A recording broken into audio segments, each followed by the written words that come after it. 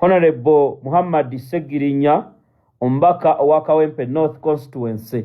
So bwembanzize ensonga eno waliwo ngambe lindako katiri ndako waliwo ate messages ze wano nga ndala gwe kyenkusaba kwe kutambuza obubaka kwe kutambuza video kubanga olwayo tegenda beera mu muzannyo yadde mulimu amawulire amabi yadde mulimu amawulire ag'ennaku naye mbasaba mubeere nga muguma kyetu kisinga obukulu gwe kyenkusaba kwe kutambuza message kwe kutambuza video mbawe amawulire.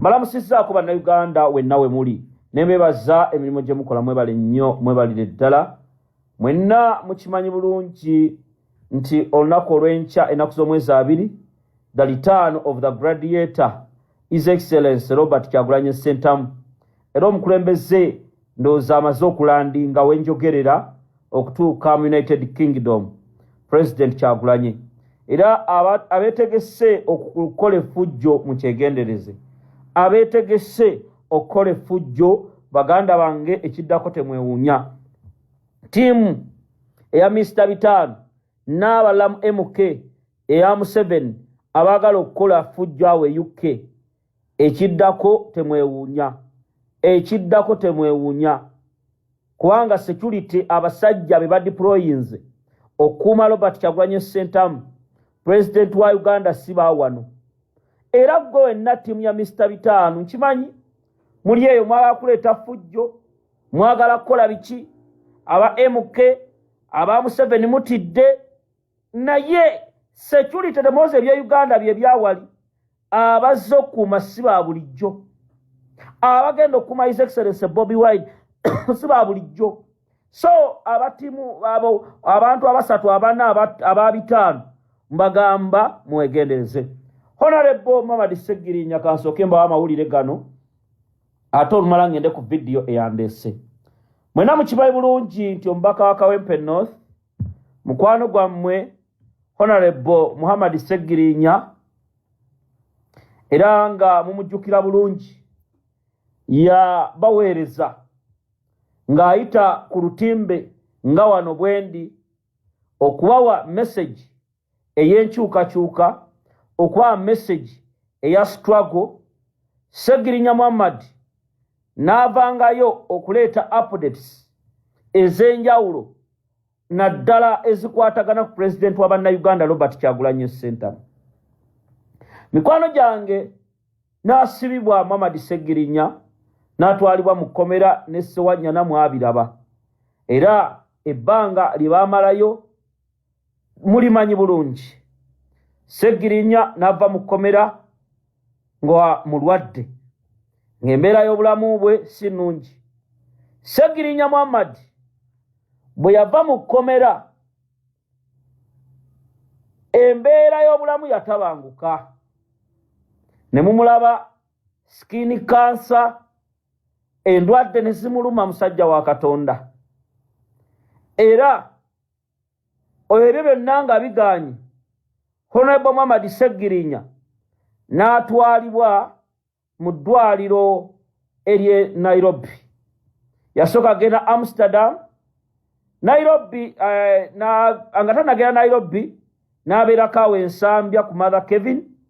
Bwe yabeera ensambya embeera neeyubuka embeera neekyankalana ng'olumbe lumuluma ng'embeera emuyisa bubi obulamu nga buggwawo era Segirinya yakaabanga ng'alina ennyonta ey'okuweereza abantu babe Kawempe North.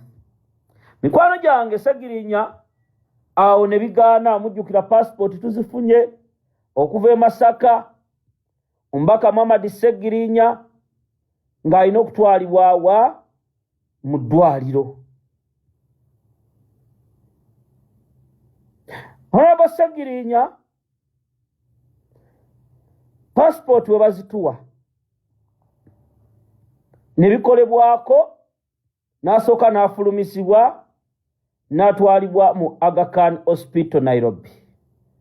Mu Aga Khan Hospital Nairobi abasawo ne bamukebera abasawo ne bamwekebejja ne bakola kyonna kye basobola ne bamujjanjaba Sseggirinya wammwe era bwe bamujjanjaba Sseggirinya Muhammad abasawo bo nga bo lipooti tuzze tuzibagamba biki bye baasanga n'ebigenda mu maaso. Right Honorable Joro Ssennyonyi n'agendayo mu ddwaliro, President waffe Robert Kyagulanyi Ssentamu n'agendayo mu ddwaliro, ne Mr. Bitaano naye yagendayo, n'abantu bangi. Mama wa Sseggirinya ne bajjanjaba Sseggirinya. Sseggirinya embeera n'esooka n'etabukamu emabegaawo, ne tugamba tetujja kugamba bantu, ne tugamba tetujja kugamba bantu, wabula amujjukira asobola amuteeke mu ssaala. Bakadde bange, Sseggirinya yakola ebintu bingi mu si muno. Sseggirinya Muhammad yayamba abantu bangi. Sseggirinya Muhammad yali alina omutima ogwagaliza. Yali alina omutima ogwagaliza. Baganda bange nga saa kutwala budde bungi kulandagga, mbasaba kubanga eno ensonga egezze, eno ensonga nnene, eno ensonga nnene. Waliwo amawulire agaguddewo era nga buli muntu weetaaga okugategeera ogamanye, kubanga Sseggirinya yatukolera ebintu bingi. Oyinza okuba nga ku mutima gwo, oyinza okuba nga tomwagala era nga tewamwagala, naye he was a man of the people.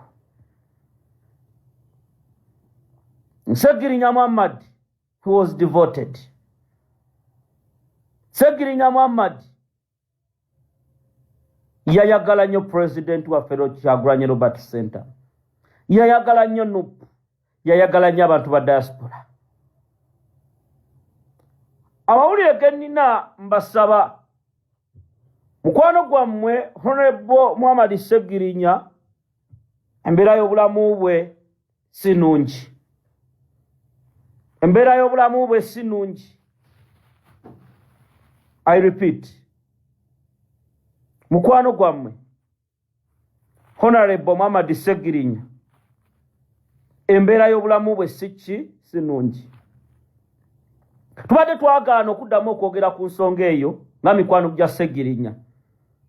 Tubadde twagaana okuddamu ne tugamba kasooka ajjanjabwe, naye buli muntu yenna nga ojjukira Sseggirinya kye yakolera revolution eno, ng'ojjukira Sseggirinya kye yakolera, nkusaba mukwano gwange osabire Sseggirinya. Fissaayo eddakiika emu omusabire, fissaayo eddakiika emu osabire Mr. Update. Olumbe lumuluma, olumbe lumuluma, kubanga ngezo baleetera amawulire gano ngira tumaze tuula ne tugamba abantu be balina amaloboozi ga Katonda, be bayinza okukoowoola Mukama, be bayinza okukoowoola Allah subhanahu wa ta'ala, be balina okukoowoola Nazimungu okutaasa Sseggirinya. Sseggirinya tasabangako Katonda kubeera mu ddwaliro, era Sseggirinya ye muntu ng'edda bw'alwala musujja agamba kimu, Katongole Mr. Kawempe njagenda mu bantu. Era Sseggirinya ng'essimu ye mubeera kumpi ku kitanda n'akwata bw'aba takyakisobola kati, bw'aba takyakisobola kati. Nze miransanafu olaba nsazeewo nesitule ngende Nairobi, ngenda genda Nairobi kubanga mukwano gwange kirabika kitya nga miransanafu sigendangako Nairobi kulaba ku Muhammad. obulamu bwa Sseggirinya mumusabire naye ekyewuunyisa kiri kimu bannayuganda muli babi bannabyabufuzi muli babi Sseggirinya olumbe lumuluma eyagatta ettaffaali ku kukyusa kw'ensi eno mwakubizadde ebipande MP Kawempe North to be. Can you imagine? Olumbe luluma Muhammadi mwe mulowooza yali tayagala ye kutambula nga bwe mutambula mwe mulowooza teyeegomba kunyirira nga bwe munyirira baakubizadde ebipande MP to be Kawempe North era bangi babadde na mikwano gye mu kaseera kano bapanga bamu balumba ne ofiisi ze ne nga balina bye baagala okubbamu bannabyabufuzi eyo ye duniya naye nga Sseggirinya ekyo kye mwali musasudde bannabyabufuzi abamu bajja mu ddwaliro kumwekubisizaako bifaananyi mukakase ddala omusajja agenda Mungu akyamusaasidde yadde olumbe lumuluma Allah subhanahu wa ta'ala akyamusaasidde musajja wattu asikulolinga lwe yabadde nga ateeredde mu bamuwa essimu nga bamuwa gundi ayagala kwesimbako naye gundi Sseggirinya taddayo nga muli babi nga temujjukira bannayuganda naye ebyo mbibagambye Mungu yagenda okubasaasira era ku nsonga ya Sseggirinya mwabali mu kwesimbawo mumala budde bapoliticians temula kye mugenda tukolera Sseggirinya yakola abamu gye muli Sseggirinya alekawo ambulance ekola n'alekawo ofiisi ze zikola Segibox ekola abamu mumaze mu parliament ebisanja bitanto muyambye bantu ba wansi ne ka ambulance temukataddeeyo ne Sseggirinya gwe baasiba abasinga temulabika temwogera ku musolo gw'abasuubuzi temwogera ku baana bali makomera bamagala Umaru abaana bamacheti ya Sinibo Olivia Lutaya naye bagamba mu miransanafu Sseggirinya agenda kukomawo era mu abasiru wakiri okubeera n'abano ba Mr. Bitiibwa nga balya ssente za Museveni okubeera ne baminisita 5 tubeera ne Mr.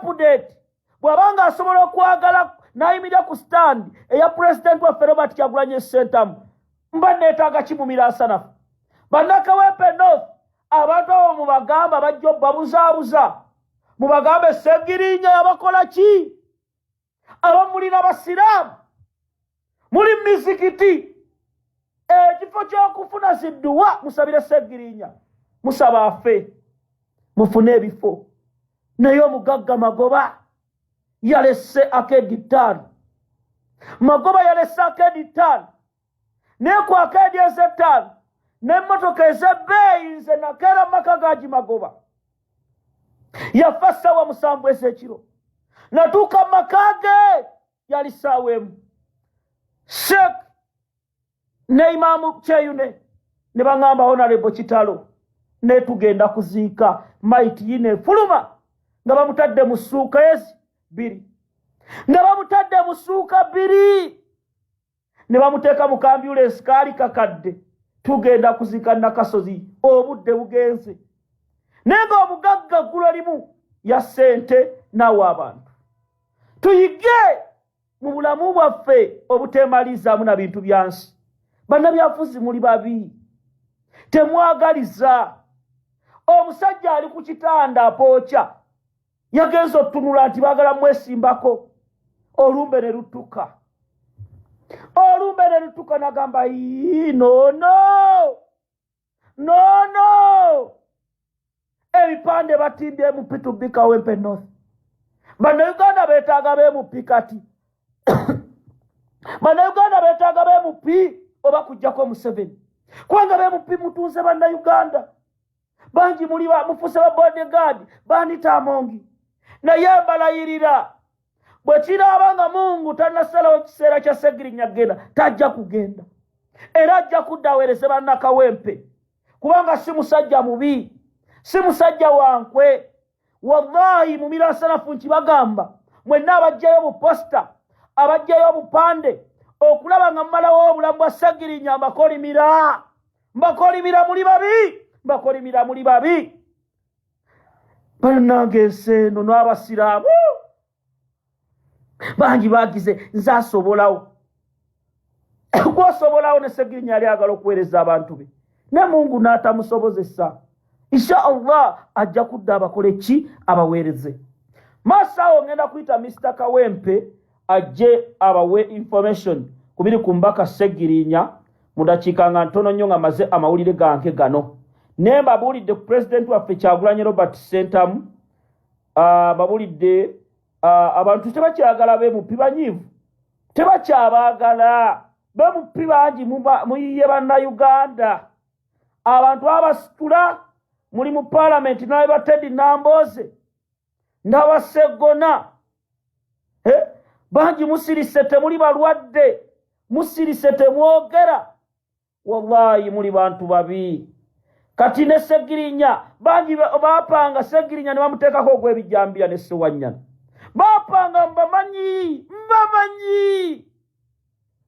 ne bagamba akasajja ako katuvuze speedi kaleeseza ambulensi akasajja kakola kati eddwaliro nange ebusiro east bagenda ddisaba ebutambala bagenda kudisa abasajja ne bagenda ne bakuba amavi ne bagende wa Museveni ne bamugamba siba obusajja obwo kyova olaba baagala ne Kyagulanyi mutta kyemwawulidde amangi n'akabinja ke baagala kutta Ssennyonyi. Mwagala kutta Ssennyonyi mutta waaki? Abakirimu mwenna tubamanyi mission y'okutta Ssennyonyi wallahi billahi basajja mmwe mugeza mutta Ssennyonyi. Anita Amongi nkimanyi olowooza olina obuyinza bw'ensi waba Anita Amongi bw'oba osesema sesemera ku balala si bakulembeze ba NUP. Anita Amongi mission gy'oliko ne kyoyagala okukola byonna tubimanyi biri ku tebo. Oyo omukyala munnange yeerabira mangu bo bwe batuula ne Mr. Bitano n'akabondo kaabwe nga banywa obusera ne babuseereza nga bali ku Ssennyonyi. Wuliriza vidiyo yolwalero egenda beera nsibu ngenda kubeera mukaawu sijja kuseka paka kuwulira bubi. Tambuza vidiyo ebisigadde obindekere. Ntandise ntya njagala abantu bano bajje ku vidiyo eno bano ngenda kubabulya amannya abantu abatimbye ebipande abaagala okujjayo Ssegirinya babitegeere munnange ate bwe tunaabasiriikirira era mbasomere n'abali mu lukwe nga babaka baffe bali mu lukwe oba ba NRM oba baki olw'okutta Ssennyonyi. Ekyo kintu kiri serious baagala kutta Joel Ssennyonyi naye wallahi mbagamba nga tukyali balamu tetugenda kukkiriza. Olaba Mr. Bitano oyo Bitano ayina obuyinza Bitano bamwongedde convoy Mr. Bitano bamwongedde convoy emmotoka mpya. Bitano yeeyagala muganda wange. Bitano siyoli Sister Rosie Michael. Bitano siyoli Bitano ewuwe kabangali zisiba wali mabbali zimukuuma naye Bitano ekyamulinnyeko mukimanye abasajja bamugamba toyina kuva mu kibiina ekyo. Ye yali abagamba ku lishafu onfulumireko ne bamugamba nedda toyina kubavaamu kuba endagaano gye basayininga kwe kulaba nga Kyagulanyi Robert Sentamu president wa bannayuganda bamumaliriza. Kati kyewe wali obuzibu era Mr. Bitano wali gamumyuse tombuuza amaki gamumyuse. Nze I've been telling you comrades Bobi Wine is lovable. Bobi Wine Katonda yamuwa amasanyalaze era munnabyabufuzi alyeyo kati Bitano yagwa. Bitano amaanyi g'alina ga mmundu. Mr. Bitano yonna gy'ali ajja kutya. President yayogedde kano mwakawulidde Bitano olwakawulidde n'azirika. Wulira kenyini nja basala keye wammwe nja kujja In Busoga, I am coming. Karamoja, I am coming. Mbari, I am coming. Masaka. Eh? Everywhere we are coming. Ekyo mukiwulidde yabagambye Masaka amukami. Naye abagala okutta Ssegirinya nga munoonya bufo mbasaba ekyo mu kikomi. Era mu dakiika ntono nnyo maaso awo nga maliriza omulamwa guno ngenda kuleeta Mr. Kawempe. Njagala mwenna mutyalinga video nkulamusizzaako mwanyinaze Rita Kalungi, Agnes Nakintu nkutumiddeko, ne Sister Rose Michael nkutumiddeko, ali atya Sister Rose Michael, nga nange Mr. Kawempe nkulaba awo ngenda kuba nkuyita. Era ensonga za bitaano zagezze. Olaba n'ensolima zagambye ensonga ya Mr. Bitaano enagenda mu NUP bagikubyemu enkyukwe. NUP kasita batandise okusonga ku banene, abawagizi b'ekibiina bali mu kweraliikirira. Bagamba nti singa ogezaako n'okwata ku Honorable Joel Ssennyonyi obeera otukubye omupiira. Singa ogezaako n'osonga ku mpologoma His Excellency Kyagulanyi Robert Ssentamu kuba empologoma y'ekibiina oba otukubye omupiira. Ate jjukira nti waliwo n'abalwadde Honorable Ssegirinya y'abamu ku basajja abaali ab'enkyukakyuka ddala. Kati bagamba nti NUP bw'ogijjamu Ssegirinya omusajja omuzoganyi, n'ogijjamu Honorable Joel Ssennyonyi, n'ogijjamu His Excellency Kyagulanyi Robert Ssentamu, oba ogitemyeko omutwe. Kitegeeza nti mulina okulwana obwezizingirira okudifendinga abantu abo, okulaba nga tubasigaza, kubanga wokkiriza omulabe n'abakwatako NUP ebanga eweddewo. Esobola okusigalawo eyina abalwanyi abalala ab'amaanyi, naye ate ab'okuntikko ensi beewulira, okkiriza ne babakwatako eba nsobi nnene ddala. N'olw'ensonga eyo ekasatira kali mu kibiina beebuuza nti omulabe lwaki atagetinze bantu abo ababiri naddala Honorable Joel Ssennyonyi n'omukulembeze His Excellency Kyagulanyi Robert Ssentamu.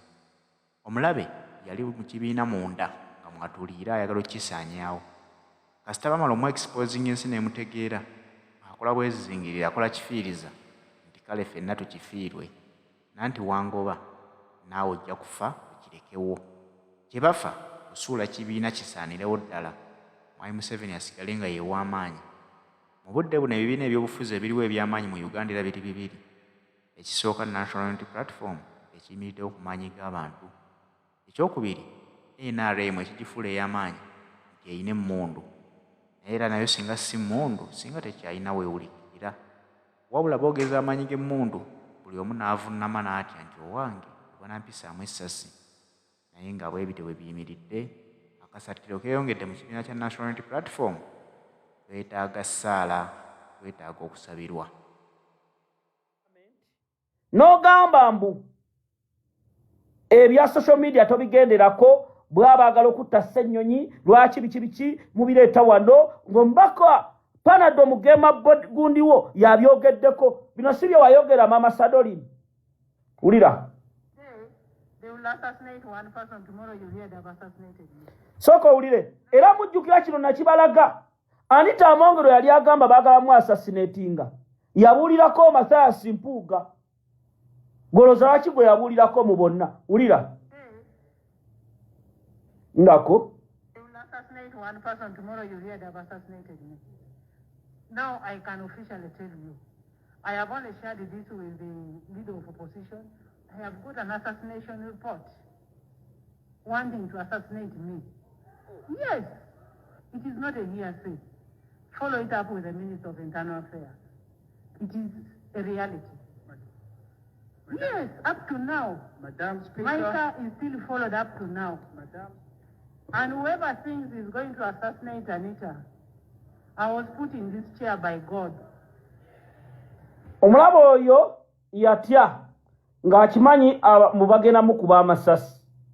Kaakati njamusooke lindako kubanga bino bye tulaga. Kati omubaka omu bwe yavuddeyo n'ayogera ku nsonga ey'okukola ki, omubaka yavuddeyo n'ayogera n'abagamba ensonga Honorable Ssennyonyi baagala kumutta. Twawulidde omubaka abyogerako. Anita Amongi ne yeebuuza, naye mukyala Anita Amongi, Ssennyonyi ageza afuna obuzibu. Ssenyonyi ageza afuna obuzibu ekiddako totunyumiza nze nkubuulira Ssenyonyi ageza afuna obuzibu ekino kigamba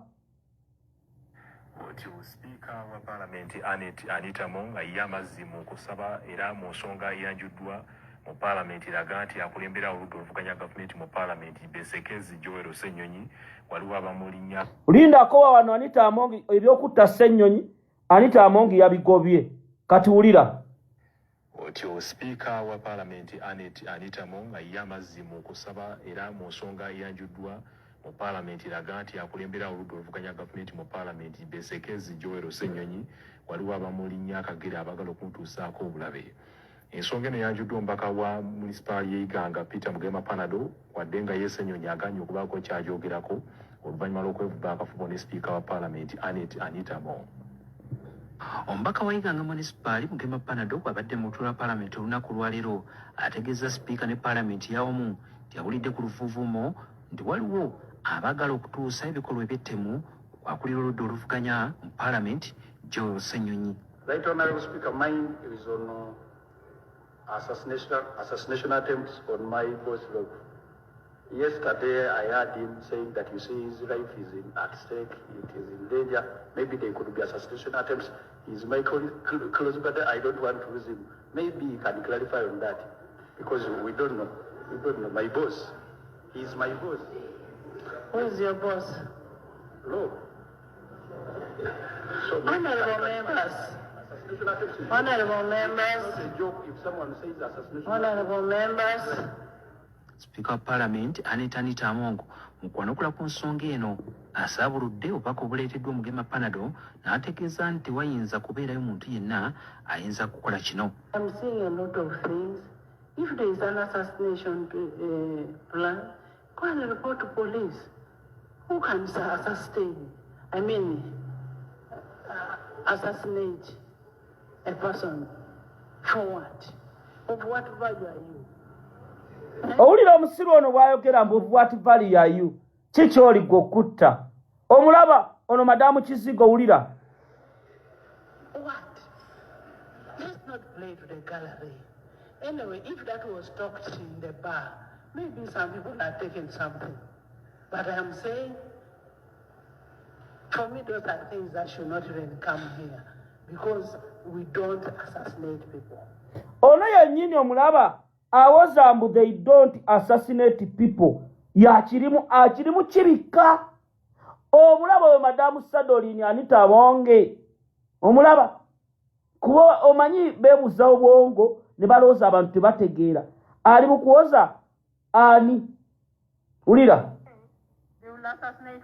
Wulira wano yali yakaaba mbu baagalamu assassinatinga nga yabinyumisa ku mpuuga wulira. They will assassinate one person. Tomorrow you hear they have assassinated me. Now I can officially tell you, I have only shared this with the leader of opposition. I have got an assassination report wanting to assassinate me.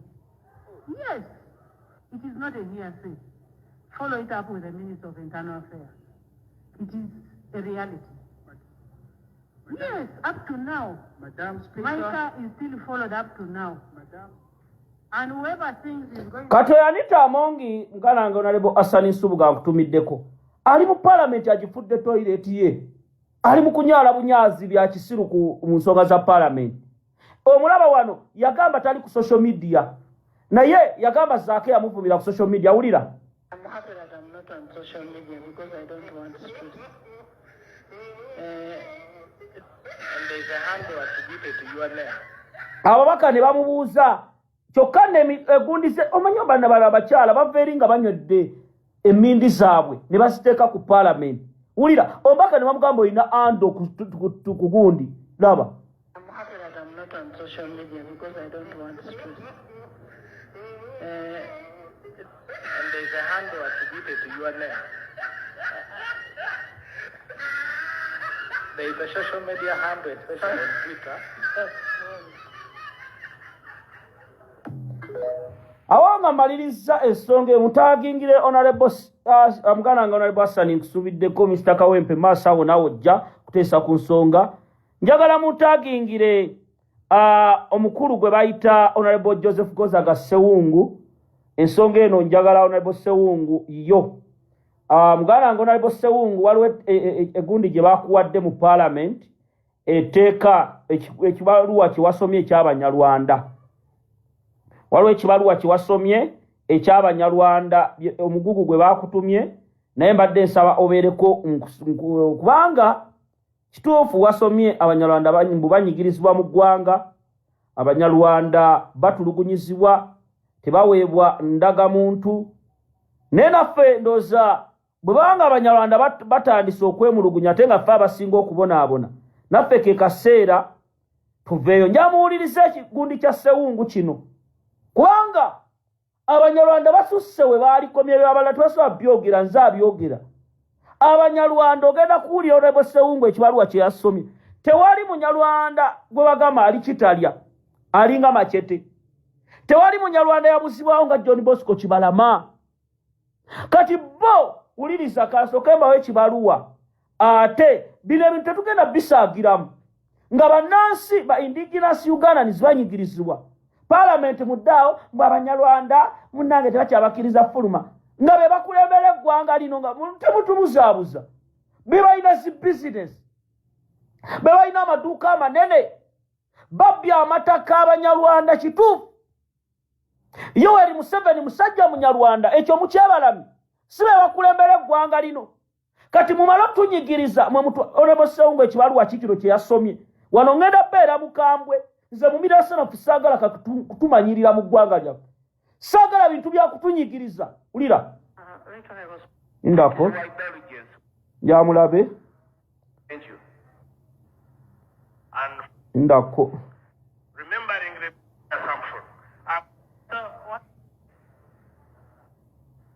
Ekibaluwa kya Sewungu kiruwa lindako ekibaluwa kya Sewungu kino omwana akitereze bulungi njamukirabe yakisomye mu parliament nempulira nga omutima gwennyise neŋŋamba era ffe batulugunya ffe bebagira ate bano bo ne beesooka mu parliament nti banyigirizibwa neŋŋamba ekyo tekisoboka so Honorable Sewungu Joseph Gonzaga ekibaluwa ekyo kiwasomye mu parliament muganda wange tekira kye kigattako tetulabayo bwe musoma grand grabbing eri mu Buganda tetulabayo bwe musoma abaana baffe abafiira ku mahanga ga Buwarabu wabula musoma byammwe muli mu birala awo tetugenda kukkiriza naffe tunyigirizibwa abantu baffe banyigirizibwa emisolo business zigize bali ku mawanga Honorable Sewungu ekyo ekibaluwa kye baakuwadde okiyiseeyo sebo saakutegedde muganda wange Joseph Sewungu mukatuliki munnange